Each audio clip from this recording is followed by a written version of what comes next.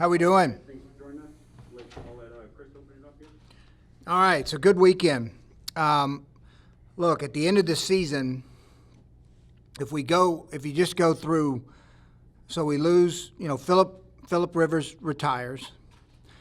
Anthony Costanzo retires. So there's a quarterback and a left tackle. Autry and Justin are two veteran defensive ends that are no longer here.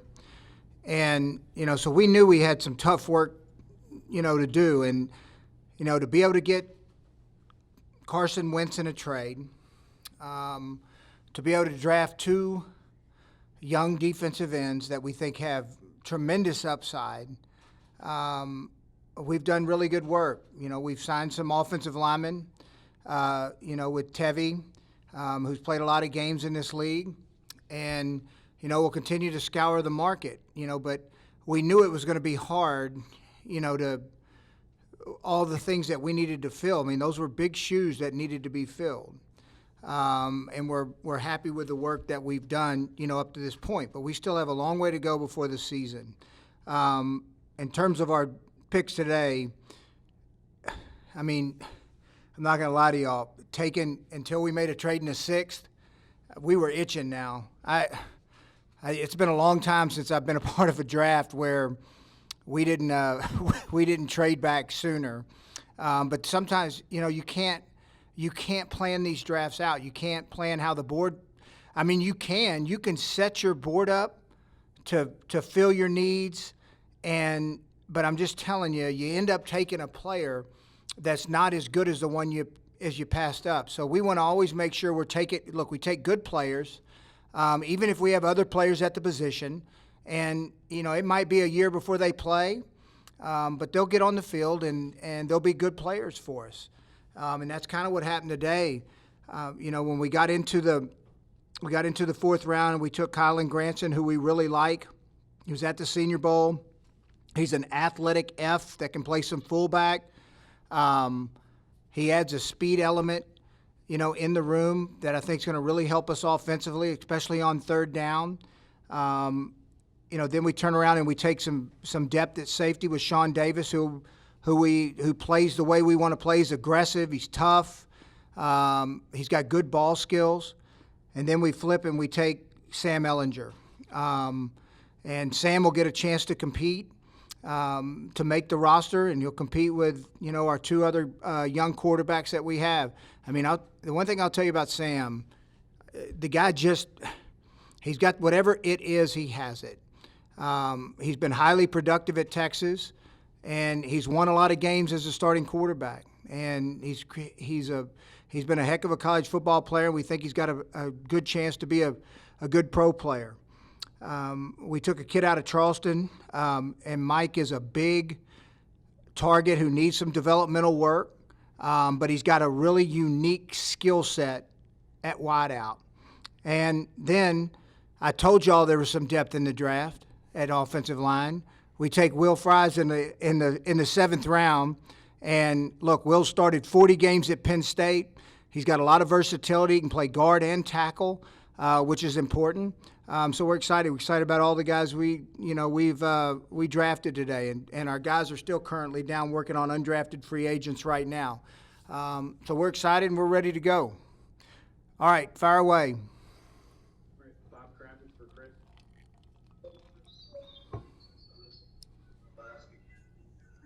I can't hear you, Bob.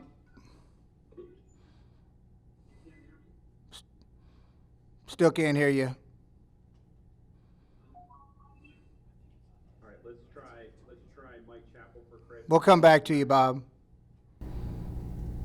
Chris, I'm curious, with the role you've got in building this roster, when you walk away from today, these 3 days, do you look at what you were able to do or what you weren't able to do for whatever reason, things that still have to be done? Which do you dwell on? No, we're excited about what we were able to do. I mean, look, there's positions that we would like to have addressed. It just didn't work out that way. Either a player got taken in front of us, or it just didn't line up at the time. But we're excited about what we got done in the draft. We got some really good football players here. And, we made there's no question in my mind we made our defensive front better. Bob, you want to try again?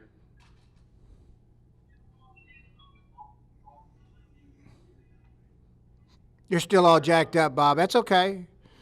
Bob, you can text me your question if you want. We'll go George Bremer for coach. Coach, you had mentioned earlier in the offseason you wanted to get that kind of field stretching tight end. I'm assuming you feel like Granson is that guy? Yeah, no, we are, like Chris said, we're very excited about Colin and what he brings, the dimensions he brings. He's, when you watch the tape, you see he's explosive. He has explosive speed. He has quickness, foot and body quickness. He's also dynamic with the football in his hand. As a tight end, which that can be a great element for our offense. And we like to think we know what we're doing when we're using that position, but I think he'll complement the other guys well. Very versatile. We can put him in the backfield. This is a highly intelligent player. That room is a very productive room, and they need to complement each other, and I think he adds an important piece to our offense. Joel Ayrton for coach. Frank, how do you feel about left tackle right now, and where you guys sit? I feel good. I'm as you guys know, Joel and the rest of you, I go into the draft, I'm so excited because we're going to add to what I think is an already really good football team and with a bunch of good players. So, we're excited about the guys that we have. We'll continue to work and develop, figure out how we put the 5 best guys out there, to start the season. Like Chris has mentioned to you, the thought going in is try to leave guys where they're at, but we're always open and working it day by day. Sam has played a lot of football, so we're confident that we're going to have a winning combination up there. Zach Kiefer for Chris. Chris, was the defensive front a focus at the start of this draft? Was it, we're going to use our premium picks to build that up, or was it just a byproduct of how the board fell? Well, I think it's twofold. One, we knew we wanted to add some more young talent there. All right, and then that's just kind of how it fell. And when we took, with our first round pick, Pay, he was the best player on the board at the time and fit us. And not only from an athletic and performance standpoint, but from a character standpoint, which I think you all know, that's a premium for us, who we bring in the building. And then I think you heard my words on Dio last night. We thought he was a first round talent. And it's hard to pass up a guy that you have that high, even with the circumstances with the injury. So it just kind of worked out that way. Mike Wells. Hey, Chris, I wanted to continue to circle back to the left tackle. When you guys went into the draft, did you look at it as not as big of a need in that position, considering what you guys have done and what you can do potentially between now and September? Or did you look at it as maybe the left tackle position was not as deep as some people thought? All right, you kind of cut out there at the end, but let me see if I can decipher it. No, look, anytime you have a player like Anthony Costanzo retire, it's a need. And we signed some guys that we think are pretty good football players. But saying that, it just didn't match up at that point in the draft. And I'd be honest, how many true left tackles were in the draft? I don't have the number exactly, but prototypically, some of these guys, maybe they end up playing left tackle. We'll see if they end up staying there their whole careers. But if you're going to draft a guy that high and you're drafting him to play left tackle, you'd like to know that he's going to be able to do it for his whole career. Kevin Bowen for coach. Frank, on Sam, it seems like his skill set is much different than Jacob's. What was the evaluation of Sam? First, just the character. More than anything, I think Sam is just a winner. I think he's a winner. I think he has those intangible traits that it takes at this position to be a good decision maker. I think he has the traits of what it takes to have poise under pressure. No moment's too big. Kevin, the other thing that really jumps off the tape when you watch him is his ability to extend plays. I think he's very dynamic in that regard. He doesn't have, when you look at his 40 time or any of those numbers, you're not going to be wowed. But when you watch the tape, you see a guy who's very elusive, very good vision, very good balance when he's moving in the pocket, and a real knack to make plays when he's moving. So I think that's what sticks out more than anything. Do you still want Jacob in that kind of the lead second team reps in the offseason and then just kind of bring Sam along? I think it'll be, Jacob is in that position right now, but this is a prove-it league, right? I mean, he's in that role, but there will be competition, and we'll split up the reps. I don't know if they'll be equal, how it'll be at this point, but everybody will get a chance, and we're excited about Jalen Morton getting a chance as well. We believe he has some talent, so those guys will all get an opportunity. Jim Aiello for Chris. Hey, Chris, you kind of touched on this, I think, at the beginning, but how much immediate impact do you think you're getting from this rookie class? Because it seems like you got a lot of guys with huge upside, a lot of tools, but maybe need some time to develop. Let me say this about the draft. Every GM right now is up here talking to the media, telling them we just hit a home run. All right, so now let's get to the real world. I don't care. Like, what I care about is what we think internally, our coaches and our staff, what they think internally about the players we drafted. And we have a plan for each and every one of them. I don't think they're as raw as people are leading on. And I think they're good players. And when they'll come and they'll compete, they're not guaranteed starting jobs. They got to earn that. That's the reality of who we are and what our league's about. And I don't care if you're a first-round pick or you're an undrafted free agent. If you perform, you're going to play.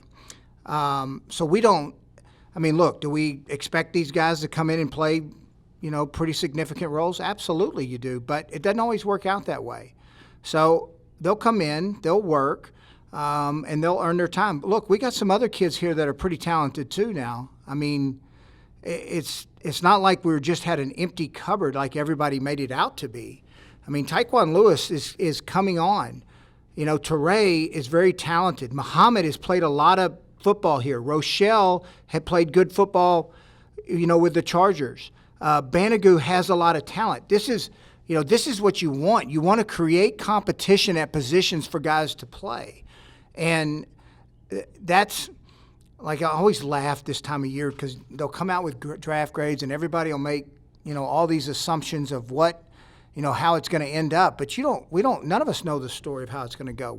Do we believe we got good players? Absolutely we do. I'd be stupid up here and say, you know what, we just screwed this up. That sucked. No, we think we did well. And, if we're right, they'll come in and they'll play. And I think we've been pretty good at doing this.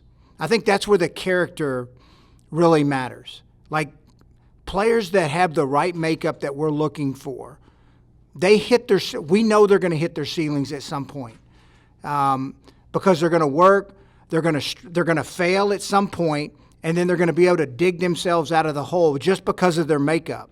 And that's what we look for. Those are the type of men that we look to bring in this organization. Sorry for the long answer. Chris, I stepped away, so hopefully I'm not repeating somebody's question. This might be hard to answer right now, but I'm wondering, when you include everything you've done, Carson, free agency, the draft, and then you factor in the departures as well, do you think you're a better football team than the one that walked off the field in January?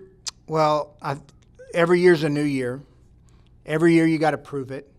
So I think that. Do I think we added some more talent defensively? Absolutely.